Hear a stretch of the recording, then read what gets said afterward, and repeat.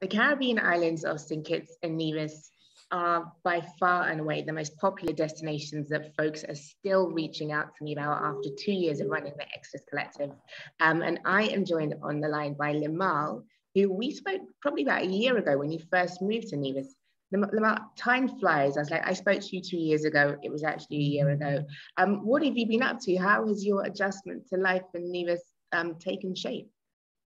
Yeah, it has been an adjustment. I will say that. It's been good for the most part. A lot of learnings since we first spoke. It does feel like 2 years, to be honest. But yeah, it's been good. Like I said, a lot of learning curves, figuring things out, and just getting settled into Caribbean life, pretty much. But it's been good for the most part, for sure. Yeah, it's funny. I'm at the end of year 1 too, and I definitely am in a reflective space. And you and I both had the chance to go back to the UK, and I think that sort of bookending things really does make you reflect on what's gone on before. And what would you say were the biggest surprises of the past year? What did you think you knew, but it turned out that you actually didn't know about life in Nevis or yourself, perhaps? Okay, fair question. I would say about myself, like my resilience level. Like I know I'm a resilient and determined person, but I guess with the switch from UK to here, there has been a lot of challenges, and I really had to dig deep. And sometimes you're like, man, I didn't know I could keep digging. I didn't know there was any space to keep digging, but yeah, there was times where I was just like, man, this is really tough. This is probably one of the hardest things I've done. So yeah, shocked how resilient I can be, when your back is against the wall. Yeah. Yeah, no, I appreciate that share. And I'm trying not to laugh because it's such a recurring theme in that, in a way, people think moving to the Caribbean is nice and easy. But when you talk to people who've done it, especially people at the start, the need for resilience definitely is there because it throws up challenges that you just wouldn't have expected. And exactly. You and I both have lived abroad, right? You've lived in multiple different continents. So it's not like it's the first time you've moved anywhere, but it can be different. Yeah. It can be different. Definitely. And I think another point too is like when you move into a country where people look like you, there is a lot of nuances that go into that, right? Like language barriers and things that you don't really think is going to be a big deal, but actually it turns out to be like quite challenging, right? Just speaking to people, getting that middle ground of communicating with others so everybody understands, where you're coming from. That's quite tough at times, or has been. Yeah, for sure. And I think you've totally hit the nail on the head that the nuances are kind of what throw you up, because if it's a completely different language, you're like translating and you miss the subtleties. Whereas here you're speaking the same language, but it's like how are we not understanding? And I guess there's culture, there's education, but the most important thing is we're still here, right? We're still that's it. fighting the good fight. So one of the reasons that I wanted to check in with you is that you are working on a couple of really exciting ventures in Nevis.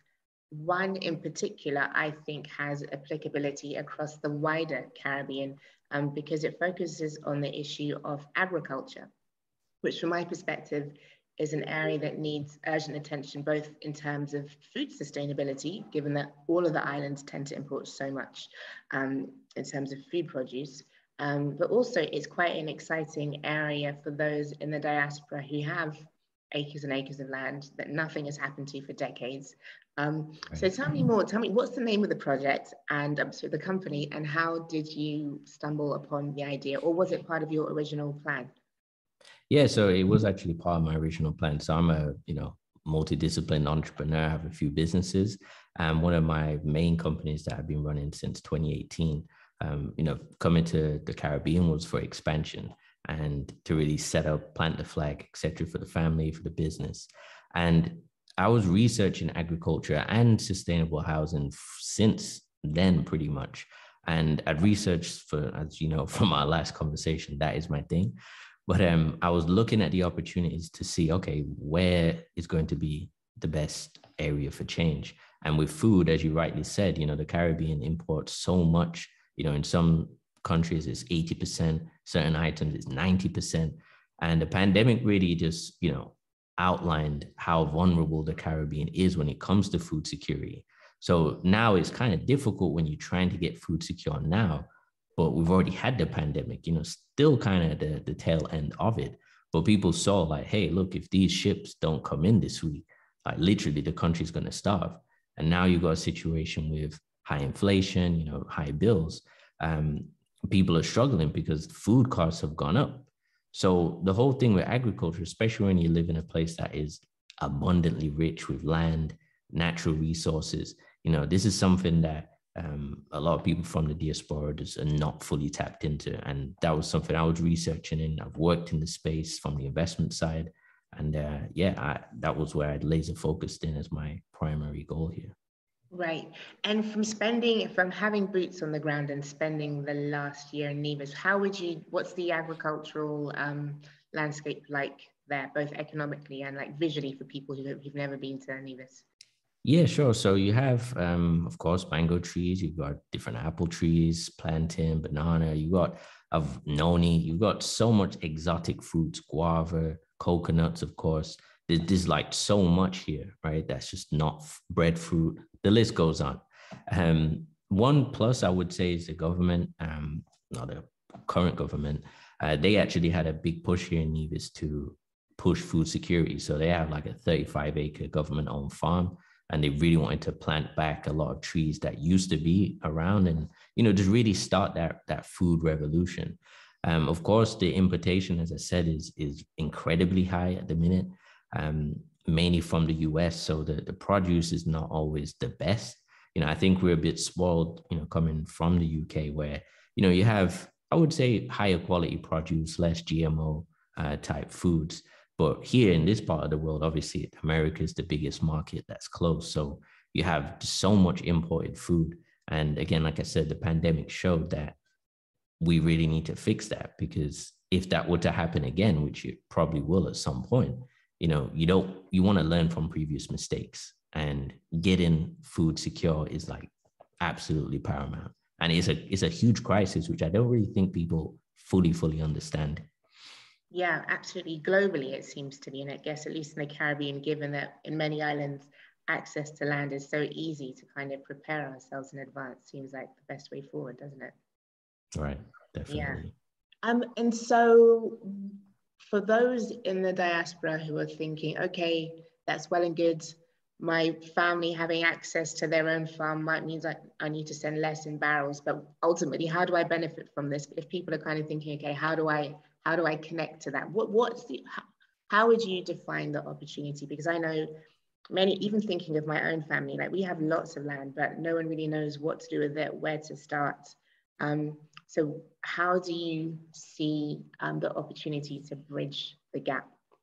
Yeah, it's a good question. I mean, the one thing I've found from my own, work and research is that a lot of the diaspora tend to have similar challenges, right? Depending on, it doesn't really matter which island that you're on, the nuances, as we said, are usually quite similar. You might have land that was passed down from previous generations, but in those previous generations, they wasn't living in a time that we're in now. So there was no technology, or there was a lack of technology. Paperwork is usually an issue. Some people still don't have titles for the land that they have.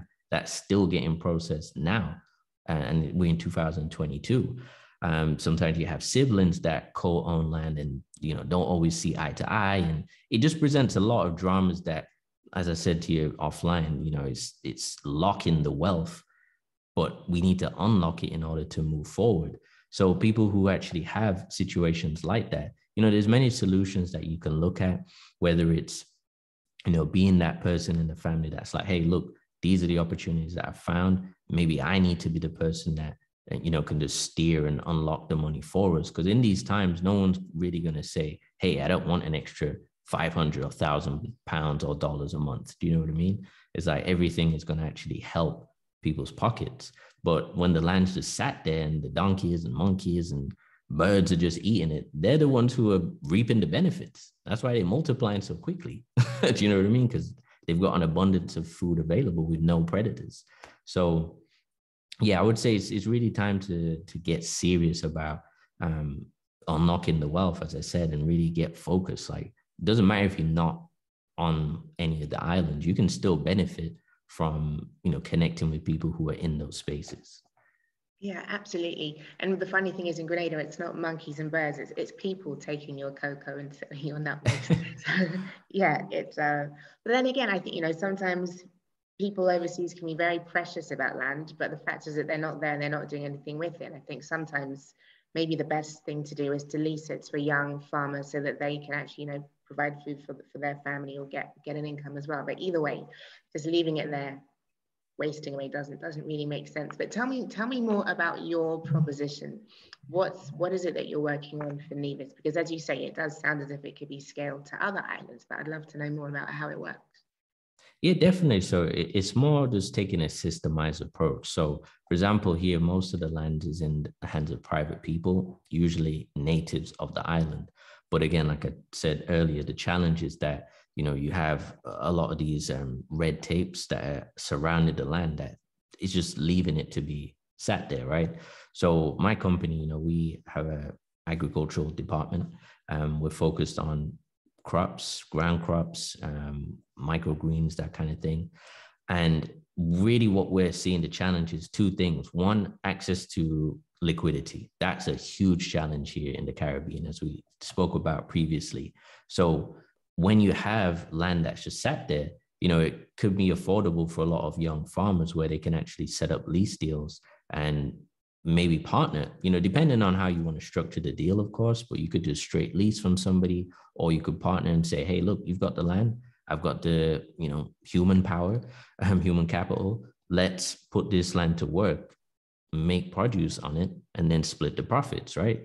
Our company, we have a model we'll be rolling out probably later in the year, I would say, that does allow people who are overseas to profit from those kind of deals, whether they want to purchase or more so lease, that doesn't or isn't tied to family land. That could be an option. Or if they actually have family land, we can actually help them unlock it, right? So put the right people in place, fix the tiles, make sure the land is zoned correctly for agriculture. There's so many ways, but we've just got to be a bit more proactive with it. Yeah, absolutely. And I think as you talk about it, like in so many ways, we're sitting on like this untapped resource. And I think for many reasons, sort of, being far away, dodgy lawyers, blah, blah, blah. There are many reasons why people think about it and like, oh, do you know what, it's just too much work. But I think given the socioeconomic situation where people need food and the potential financial benefits to it, it really kind of is a no-brainer, especially as resolving it now then gives more opportunities for generations to come, right? I think that's also a huge incentive to be proactive about it. Definitely, because you're taking it from a non-cash flow producing asset to a cash flow producing asset. As it's just sat there, yeah, you're going to get some appreciation, but the Caribbean works as a luxury market effectively. So because there isn't like lots of stock of homes, homes that come onto the market are ones that people build. So your appreciation isn't, say, like the UK or in the US, where you're going to, it's going to shoot up every year. It's not like that. People are buying from overseas as luxury, or they're just building for their own personal use. So with that land, it's kind of capped at a certain price-ish. Yes, you've had appreciation over the years, absolutely. But, it's not exactly going to be the same type of growth. But once you get that asset working for you and it actually is producing some kind of crops and some return, then you've got a real tangible asset that's of value. When it's just sat there with the trees, it's depreciating because they're not getting used, no one's eating them. Do you know what I mean? So it's just really changing the mindset around the ownership of what you actually have. Yeah, and I don't know what the situation is in Nevis, but I know that in Grenada as well, there is also the issue of squatters' rights. So if someone else can show that they've been working your land, I think it's for up to 20 years, and you risk losing it. So again, another incentive to really take action. Yeah, exactly. And as I said, there is some protocols being done. I think it's still in the works, but they're trying to do like a digitized version of like titles and title deeds. So people who had land and just never had a title, mainly because it was in their family for years and there was never any paperwork. It was like, this is my family, this is your land. But in today's society, when those people, pass on, whenever that may be, you don't want to be in a situation where you cannot actually access what's rightfully yours.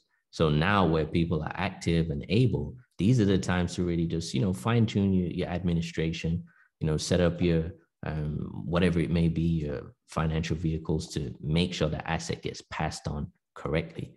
Because otherwise it's a waste of people's work when we know that they had to work very hard to acquire that land. So you don't want to waste that, that because land is, God's only makes a certain amount of land. He's not making any more. That's what the saying goes. So yeah, absolutely. And I agree with you totally that thing is sort of respect for the amount of work that those who came before us had to put in order to get that land. I think there is a duty to do something with it, even if it's just to hand it over officially to someone else who uses it, just to have some intentionality behind it is really, really useful. So one question I'm curious about, and we didn't discuss it beforehand, but I would love to know, in terms of agriculture in the Caribbean, the issue of agro-processing, adding value on island instead of just shipping the raw materials. That's something that seems to vary from island to island in terms of the degree of success. I know in Grenada, there's attempts towards it, but in general, there isn't that much processing happening here. Is that something that you're looking to address within your venture or partner with other companies that are addressing that angle? Because again, that seems like a potential opportunity. Yeah, definitely. There is a few here that are mainly done by the government. But again, when you look at things like agro-processing, that's part of the vertical order, right? So if you own the land, you want to own the processing, the packaging, the full vertical chain.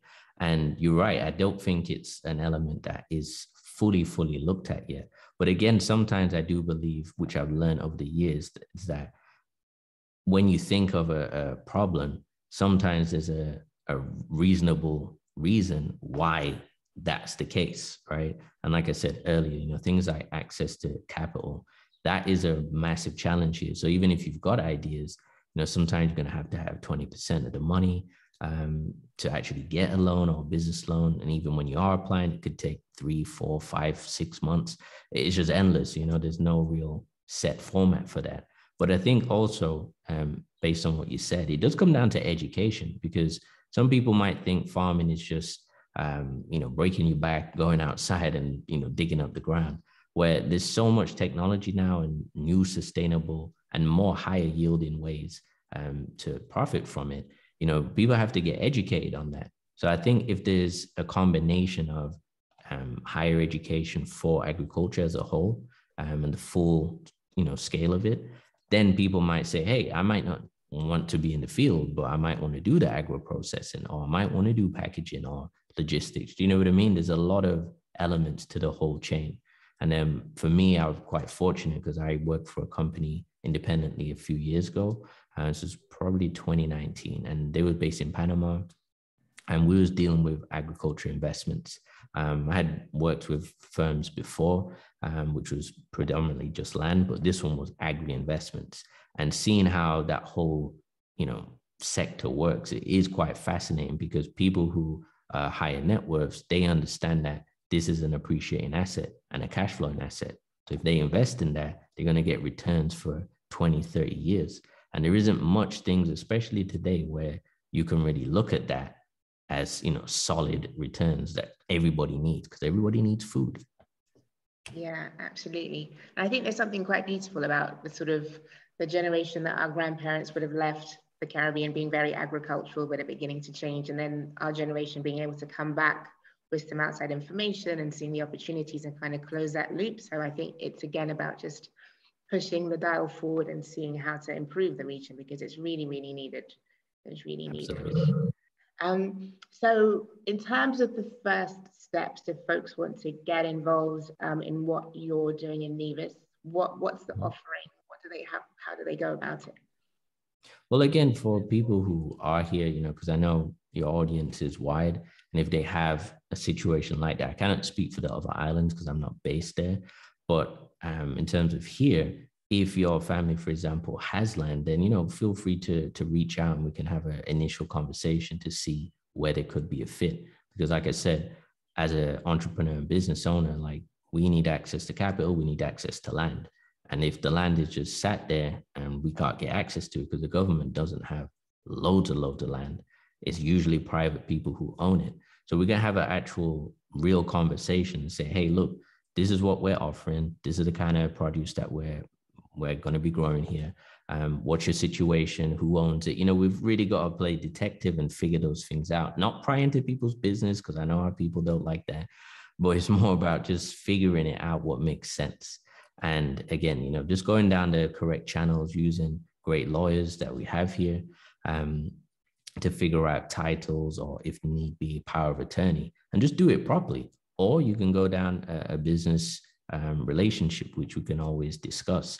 But either way, you're doing a public service, because this country specifically is not food secure. So if you can contribute towards securing the food for future generations, then you're going to be doing a great thing for you and the country anyway. Yeah, absolutely. And I definitely recommend folks following you on the socials, because I think that education piece that you're talking about really is going to help people to get their head around the way in which it really is like the return on investment, whether even if it's just your time in understanding what the issue potentially holds, like you really will reap a lot from it, because personally and for your nation as a whole. And I think for Grenada too, folks really should do their research. I think there's some really good lawyers here that you can trust. Dawn, who I mentioned before, this is one of her areas of specialism. The government is very keen. I remember on election night, when the new political party came to power, the new young leader was saying that he wanted everyone to go and plant nutmeg trees, saying that he's serious about building the nation's future wealth. So yeah, I think the time definitely is now. Yeah, absolutely. And there isn't really any time to waste on that, because again, we've seen the times that we're in now, with all the food costs going sky high. If you had your own food, and then there's been health issues before. So if you think about it as an ecosystem, which is where my brain is at, you're growing your own stuff and you're eating it, you're actually providing a more healthier ecosystem for yourself and your family. And the costs of growing your own food and having your own food is way less than buying from the supermarkets, canned goods, and all of that stuff. And it's small things, it's like you said, planting the nutmeg, for example. It's something that's not going to show return straight away, but over time, it will pay for itself. And that's really the kind of mindset we have to, as a diaspora, have to really get into, because it is happening in Africa. There's a huge wave of people that's going back into agriculture. Young people, planting acres or hectares, as they refer to it there, different crops, but they know that they have the land and that's what makes sense. And they say the next billionaires, Black billionaires, will be farmers. So I'd rather have my own food than go to the supermarket, but hey, that's me. Yeah, and as you're saying this, I'm thinking there's 20 acres of land that I need to get sorted out. So yeah, I should practice what I'm preaching and give it a call. That's it. Yeah, well, no, let's definitely keep in touch, because I really am passionate about the issue of agriculture, and it's great to see someone. I think sometimes those of us who grew up overseas can see a different perspective to people here, not necessarily better, just different, and being able to bridge their lived reality and knowledge of expert agriculture versus us kind of seeing what the opportunities are abroad. Like that collaboration is quite exciting. So I love what you're doing. And let's see if we can scale what you're doing in Nevis elsewhere. Yeah, I think there's scope for it.